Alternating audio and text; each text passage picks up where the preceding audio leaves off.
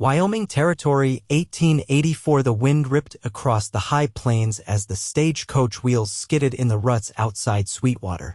Inside, Romena Hale gripped her carpetbag tighter, her knuckles white. Her heart beat too fast, like it knew what she refused to admit she should never have come. The coach halted with a jolt. Romena's breath fogged the window. She brushed her gloved fingers over the glass and stared at the man standing by the depot. Tall, broad, hard eyes beneath a wide-brimmed hat. His name was Tobias Cain, and she was to marry him by sunset. She stepped down into the dust. "You Romena Hale?" he asked, voice as dry as the land around them. "I am," she said, lifting her chin. "Then we best get on. Reverend's waiting." No welcome, no smile, just a cold order in a colder town. Romena had answered Tobias' letter because she had nowhere else to go. Her father's debts had swallowed the family farm in Missouri. Her mother passed 2 winters ago. Her younger brother had vanished into the Dakota rail camps. Tobias had written with promises of stability, land, and a place to belong. But the moment she saw him, how he looked at her like she was just another task to complete, Romena knew something was wrong. They rode in silence to a small clapboard church. The preacher was already waiting, along with 2 ranch hands serving as witnesses. Romena stood beside Tobias as the vows were spoken, her voice barely audible.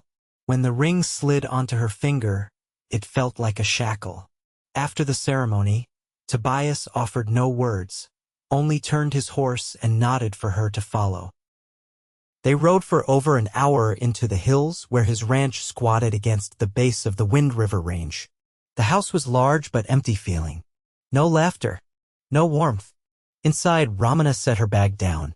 "Is there anything you would like me to do?" He looked at her like she was furniture. "Keep to yourself. Do not snoop. Do as you were told." Then he walked out. That night, she sat on the edge of a narrow bed in a cold room upstairs, staring at the ring on her finger. Her chest ached. She had not come here expecting love, but she had hoped for kindness. 2 days passed. She cleaned, cooked, tried to ask questions. Tobias never answered. He left at dawn and returned after dark. She began to notice the locks on the barn, the gun cabinet, even the cellar door. More than that, she noticed the way he watched her, like he was waiting for something. On the 3rd night, she found the photograph. It was tucked in the drawer of his desk, under old tax papers. A woman with dark hair holding 2 small children. The ink on the back read, Maribel, Veda and Victor, 1880. The names hit her like a slap. She waited until Tobias came in that night. He barely looked at her before heading to the hearth. "You had a wife and children," Romena said, holding the photograph out. He froze, then turned. "They are none of your concern. What happened to them?"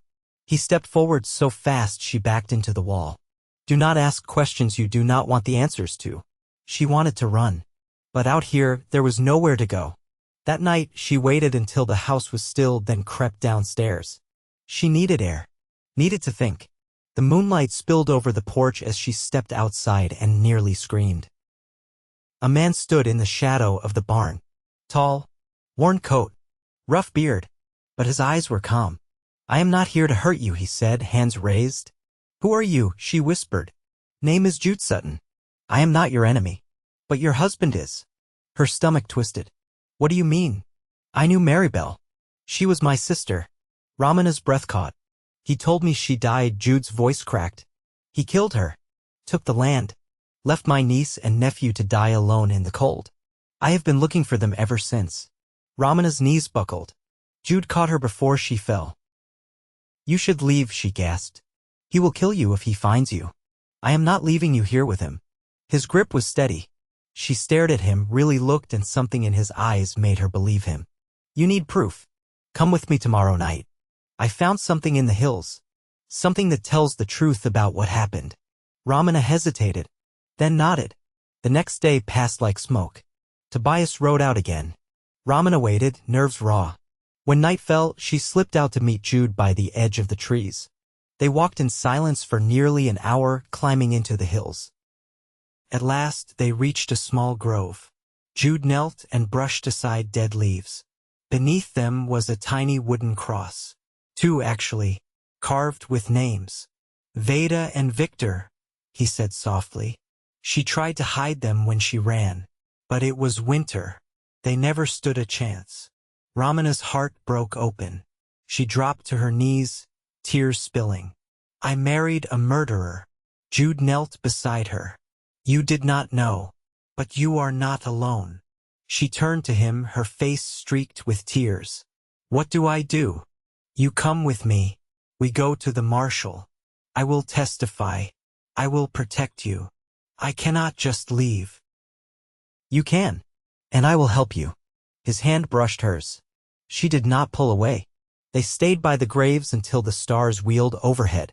When they rose, Jude walked her back to the edge of the ranch. Before she slipped away, she turned to him. Thank you. He touched her cheek. You deserve better than him. Better than this. She nodded. As she slipped through the door that night, she realized something had shifted inside her. Not just fear. Or sorrow. Hope. And the first flicker of something else. Something she had not felt since before Missouri burned trust. Maybe even more. The next morning, Romena woke with her jaw tight from grinding her teeth in sleep. Her body ached in strange places from walking the night before, but she forced herself upright, blinking against the pale light slipping between the curtains. A flicker of frost coated the window pane. Spring hadn't found its way this far into the foothills yet. Tobias had left a half-burned log in the hearth, but no warmth lingered from it. She wrapped her shawl close and descended the stairs, careful to keep her footsteps light across the warped boards. The house was silent except for the wind pressing against the siding. He hadn't returned. That alone shifted something in her chest. Not relief exactly, just a small loosening of fear's hold. Outside, the barn door gaped open. She stepped into her boots and crossed the yard, skirts dragging through mud crusted by the night's chill. Inside, she found the horses gone and a few tools missing from the wall. That meant he didn't plan to be back soon. It also meant she had no way to leave on her own. She spent the morning scouring the pantry, setting aside dried beans, cornmeal, and a few strips of smoked meat. Enough for a few days if they rationed. She didn't allow herself to think what would happen if they needed more than that. Near midday, the sound of hooves approached from the east. She stepped out onto the porch, heart rising. Jude dismounted without speaking, his eyes scanning the yard, then the treeline. He's gone, she said. Took the horses, too. He tied his mare to the hitching post. I figured as much when I didn't see smoke from the stove. She motioned him inside, and they stepped into the cool hush of the parlor. Jude's gaze traveled over the room like he was memorizing it. He didn't sit. I went into Lander this morning, he said. Marshall's gone south for the week, chasing a cattle thief. His deputy's young and scared of his own shadow. Wouldn't take my word for anything unless I had papers or a witness. I can't testify, she said, voice low. Not yet. Not with him still breathing. I know, he said. That's why we're not going to the law. Not yet anyway. She leaned against the table, hands gripping the edge. Then what? There's a woman in Red Rock. Widow named Hale. Used to be a midwife before her hands gave out. She keeps records, births, deaths, land claims. She helped Maribel once. If anyone knows what Tobias did to falsify the deed, it'll be her. Romena nodded slowly. You trust her? With my life, he said. She nursed me through a lung infection 5 winters back. Didn't ask for coin, just that I chop her would come spring. A small breath escaped Romena, not quite a laugh. She sounds like someone I'd like to meet. Jude's mouth curved. Not in amusement, but in quiet understanding. She's that kind of woman. She looked toward the window. The ridge behind the barn was bare except for a few twisted pines. What if he comes back before we do? I'll ride you there.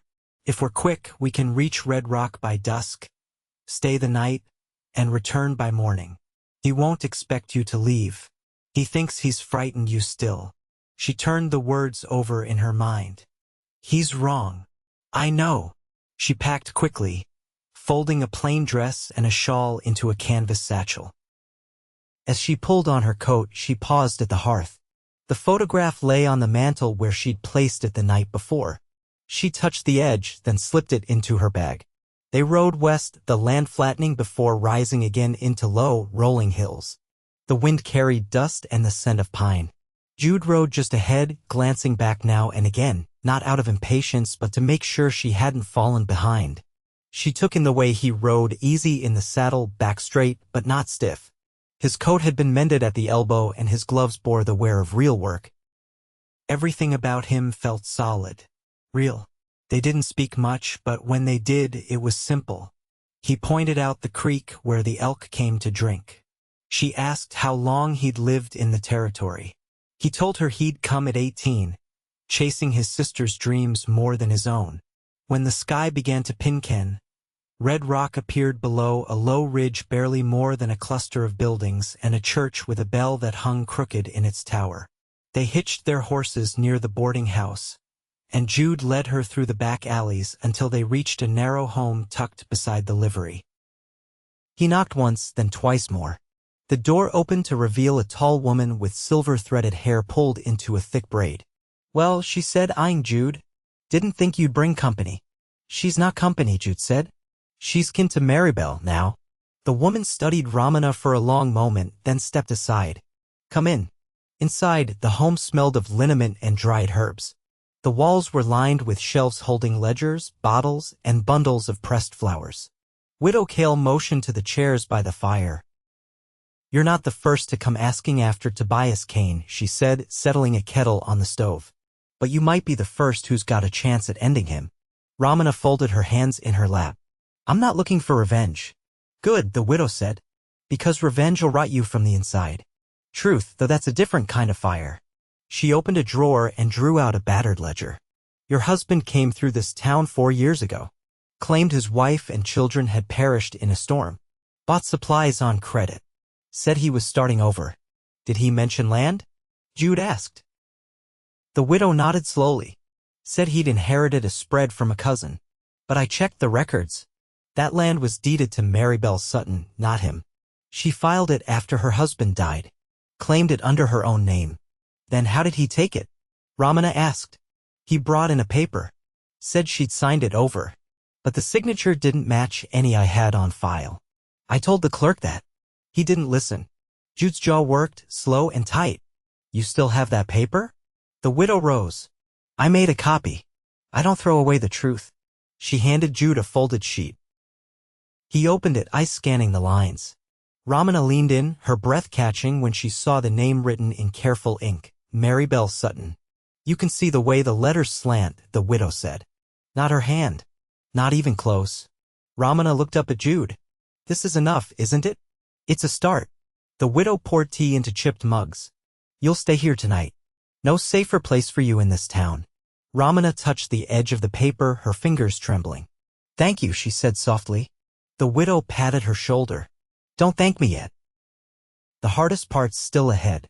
Later, as the fire burned low, Romena sat by the window staring into the dark. Jude stood behind her, arms folded. "I meant what I said," he said quietly. "You deserve more than what he gave you." She turned, her voice a whisper. "What if I can't undo what's been done?" "You don't have to undo it," he said. "Just outlive it." She looked at him, then really looked and saw not just the man who'd rescued her from a lie, but the one who'd stood beside her in silence, asked nothing, and offered everything. "I don't know what comes next," she said. "I do," he said. "We go back. And we finish this." And for the first time, she believed they would. The wind had turned sharp by the time they rode back across the low ridges east of Red Rock.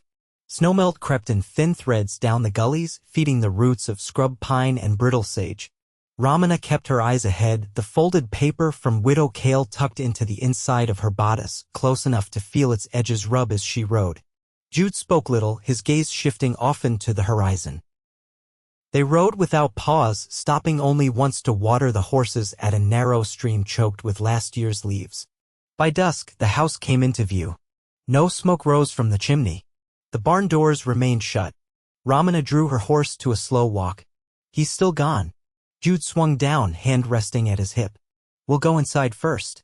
Check if anything's been touched." The house was as they'd left it. Dust undisturbed on the mantel. The hearth cold. Romena crossed to the kitchen and opened the pantry. Nothing had been added or taken. She turned back toward the parlor. If he's not back by morning, he will be, Jude said, stepping into the doorway. He'll come once he's run out of places to hide. Then we wait. He looked toward the darkening window. Not here. They moved quickly, gathering what they could carry onto Jude's mare and the gelding he'd borrowed from the livery in Red Rock. Romena led them to a stand of cottonwoods half a mile north where the ground dipped into a hollow. The trees still held the silence of winter, but the rocks near the creek formed a natural fire ring. Jude cleared a space and laid kindling with practiced care. When the flame caught, Romena sat across from him, knees drawn to her chest. I keep wondering if I might have sensed it before, she said. Not what he did. Just something beneath the surface. Something wrong. Jude brushed ash from his sleeve. You weren't given the chance to wonder. He made sure of that. But I still said the vows, she said, voice low. He looked at her, eyes steady. You said them to survive. That's not the same as binding your heart. She fell quiet, watching the flame shift between orange and blue. When I was a girl, I used to think I'd marry someone who'd build me a porch with morning light on it. Someone who'd make silence feel safe. Jude leaned forward, his voice soft. You can still have that. She met his gaze. There was no promise there, only quiet belief. It steadied her more than any oath could have. They took turns keeping watch. Romena sat the second half of the night, wrapped in Jude's coat while he slept a few feet away with his rifle in the crook of his arm. When the first light reached through the trees, she saw him stir, eyes opening without surprise. No smoke again? He asked, rising. She shook her head. Nothing. They returned to the house in silence. Romena moved to the desk near the front room and opened the drawer where she'd first found the photograph. It was empty now. Her breath caught. He's been here. Jude stepped to the door. Then he'll be close. An hour passed before the sound of hooves reached them. Jude moved to the window, hand resting lightly on the rifle. Tobias rode in slow, alone, his hat pulled low. He dismounted without tying the horse and walked toward the porch with a calmness Romena hadn't seen before. Jude opened the door before he could knock. You've got a visitor, he said. Tobias stopped short. Didn't expect to see you still breathing. Likewise. Tobias looked past him at Romena. You've been busy. She stepped forward, the paper in her hand. You forged her name. His face didn't change.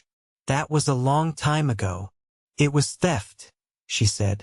And murder. You've got no proof. She held the document out. We do. Widow Hale kept records. The marshal will listen. He stepped toward her, but Jude moved between them. I'd think twice, Jude said. Tobias's eyes darkened. You're not law. No, Jude said. But I'm tired of waiting for it. Tobias looked between them. You think you've won something? What do you want? The land? The house? Romena stepped beside Jude. None of it. Just freedom. For a long moment, Tobias said nothing. Then he turned, walked back to his horse, and mounted. You'll regret this, he said. Jude raised his voice just enough to carry. If you come back, it won't be words waiting for you. Tobias hesitated, then rode off down the road, kicking up dust behind him. They watched until he disappeared beyond the ridge. Inside, the house felt different. The air lighter. Romena walked to the hearth and reached for the broom without thinking. Jude leaned against the doorframe, arms crossed. You still want to leave? He asked. She glanced at him, then at the light filtering over the table. I think I'd like to stay a little longer. If you'll stay too. He stepped forward slowly. I've been waiting to build something real. Not for her sake. For mine. Romena set the broom down. Then let's build it together. He reached for her hand, rough palm closing over her fingers without urgency. Just steadiness. Outside, the wind moved through the trees, not harsh now, just enough to carry the scent of thawing earth and new grass. And inside, the silence between them began to feel like the start of something good. The morning after Tobias Cain rode out for the last time, the sky broke open with spring rain. It came soft and steady, soaking the ground and running in silver lines down the window panes. Romena stood just inside the threshold, watching the earth drink. The air smelled of wet cottonwood and raw soil. Behind her, Jude stepped into the kitchen, his boots quiet on the plank floor. He'd already carried in the wood sheets stacked under the eaves, and now he was unrolling his sleeves, damp from hauling water. "I can start repairs on the west fence this week," he said, "if the creek doesn't rise too fast." Romena turned, brushing her hands clean on her apron. "You think the land still belongs to the Cain name?" His eyes held hers. "Not anymore." She nodded and reached for the kettle. "There used to be wild strawberries near the grove," she said. "Maribel must have planted them. They're still there. I saw the leaves coming up. You thinking of keeping the land?" "I'm thinking of making it good again." She set the kettle over the flame. "It's not the land's fault it was taken." Jude leaned against the frame of the pantry, arms folded. "Would you want to stay if I weren't here?" She glanced at him, then back to the fire. "No, I wouldn't." They didn't speak for a while. The fire popped and the rain kept its rhythm on the roof. When the kettle hissed, she poured water over dried mint leaves and carried the mugs to the table. Jude waited until she sat. "I sent a letter to a man I know in Cheyenne. He used to work with the land office. If we give him the records Widow Hale kept, he'll help us clear Maribel's name." Romena wrapped her hands around the mug. "You trust him? He was my brother-in-law's cousin. Fought in the same unit. He's not the type to look away from the truth." She sipped the tea, letting the warmth settle her. "Then that's what we'll do." Outside, a hawk circled above the pasture, low and deliberate. She watched it glide and thought of the children who'd never grown into this land, who'd never had the chance to pick berries or build fences or sit at this table. "I'd like to plant something real," she said quietly. "Come summer." Jude traced the rim of his mug with one finger. "My mother used to grow asters. Said they held on longer than anything else even when the frost came early." "Asters, then?" That afternoon, they rode north to Widow Hale's with the documents wrapped in oilcloth and tucked in Jude's saddlebag. The widow handed over a sealed envelope addressed in her neat script and gave Romena a small wooden box. "For the planting," she said. "I saved some seeds from last season." Romena opened it later that night, sitting on the porch steps while Jude worked by lantern light in the barn. Inside were paper packets labeled in faded ink. Aster, sage, yarrow, onion. She ran her fingers over each one like the fragile pages of a book. When Jude came back to the house, he paused at the door. "You all right?" he asked. She looked up. "You ever think about leaving Wyoming?" He stepped closer. "I did. Once." "What stopped you?" He sat beside her, his shoulder brushing hers. "I realized I didn't want to run. I wanted to build something that could outlast the wrong done to me." She looked toward the barn, its roof catching the last of the light. "Do you think we'll be safe here?" "No one's ever safe, not truly," he said. "But we'll be ready." A breeze moved through the grass. The scent of rain still lingered, but the clouds had broken and stars blinked through in patches. "I used to think safety meant silence," she said. "Doing what was expected. Not asking questions." He was quiet for a long moment. "What does it mean now? Being able to say what I want, and knowing someone will listen." He reached for her hand, not with urgency, but with care. His fingers laced through hers, grounding her. "You've got that," he said. She leaned into him, and he stood, offering his hand. She followed him inside, where the hearth had begun to glow again and the room held the faint smell of cedar. That night, they didn't speak much. He laid his coat over the chair by the bed she'd once feared to sleep in. She pulled the curtain closed with steady hands. When he turned to her, there was no hesitation in his eyes, only quiet certainty. "Romena," he said, voice low, "you're not bound to anything you don't choose." She reached for him, her voice firm. "Then I choose this." He brought her hand to his chest, and she let herself be held. No vow spoken, no names changed, but something binding passed between them, deeper than ceremony. Promise made in silence, sealed by trust. Dawn came soft and slow, painting the floorboards gold. Romena woke to the sound of Jude stoking the fire, and for the first time since arriving in Sweetwater, she didn't brace for disappointment. Later, they walked the edge of the pasture, marking where the fence needed mending. She pointed to the spot where she'd plant the asters. He nodded and said he'd build her a gate. And when she looked at him, hair wind-tossed and eyes steady, she knew this was no longer someone else's land. It was theirs. Built not from what had been taken, but from what they would grow together. The mail rider brought word 2 weeks later. A dusted envelope sealed with wax, addressed in Widow Hale's hand. Jude dismounted to take it, fingers careful on the fold. Romena met him halfway down the path, apron streaked from kneeling in the onion bed behind the house. He opened it without speaking. Her eyes followed his, searching for any shift in his expression. When he looked up, there was a quiet finality in his voice. It's done. The land claim's been returned to Maribel's name. He held the letter out. And Widow Hale's cousin filed a declaration on your behalf. You're now recognized as her surviving kin by marriage. Romena held the paper, fingers unmoving on the crease. So it's ours now. Jude nodded once. It is. She let out a breath, not sharp or broken, just long and even. Then we can stop looking over our shoulders. We can start looking ahead. He reached for her hand and she let her fingers curl around his calloused ones, dirt still beneath her nails. The sky above them stretched clean and open, the last of the snow now only a memory clinging to the shaded side of the ridge. That evening she brought in 2 chairs from the barn and set them on the porch.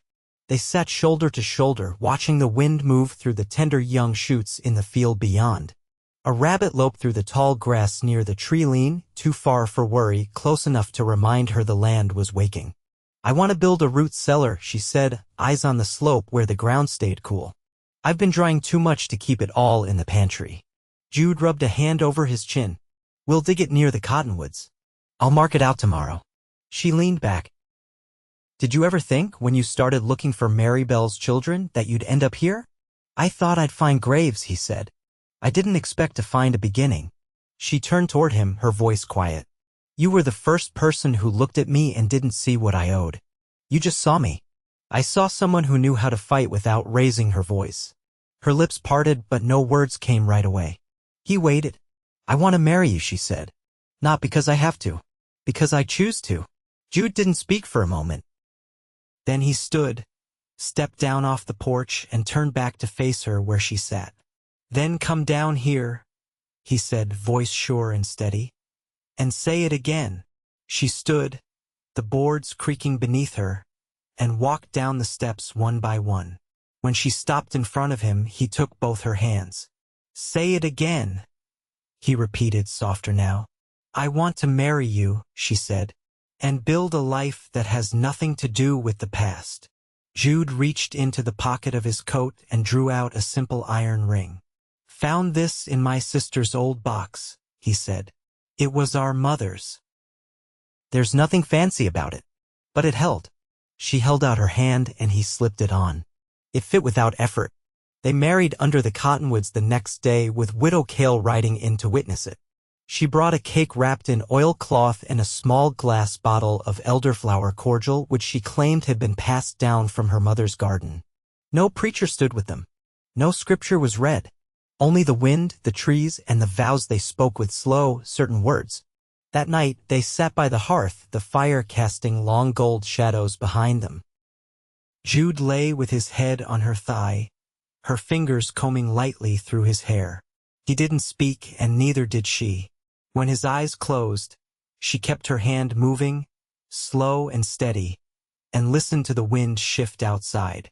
The house, once hollow, now held the weight of 2 souls who had chosen each other not for what had once been taken from them, but for what they could still build. From soil and silence and the slow patience of love. Years passed in layers, not all at once. The aster bed grew thick, blooming in late summer with a burst of lavender and dusk pink. The root cellar stood firm, dry through every spring thaw. A child came, then another, both born in the back room with Widow Hale at their side. Her hands firm and voice calm. The porch held them through seasons, through storms and long, windless heat. Jude carved a cradle from pine he felled himself. Romena taught her daughter how to strip mint leaves and hang them to dry. Her son learned to mend leather with his father, needle clenched in his small, focused fingers. They never spoke of Tobias again. There was no need. The land had changed hands, and so had the story. One fall evening, after the wheat had been stored and the hearth was lit with the first wood of the season, Romena stood at the door and watched the sun fall behind the ridge. Jude came to stand beside her, arms folded. "Did you ever think," she asked, "that peace would be so quiet?" Jude looked over the fields, now golden in the last light. "I thought we'd have to fight harder for it." "We did," she said. "But we fought the right way." He reached for her hand, warm and worn, and they stood like that until the stars began to show. Nothing left to outrun. Nothing left to fear. Only love, earned slow and kept steady like the land beneath their feet.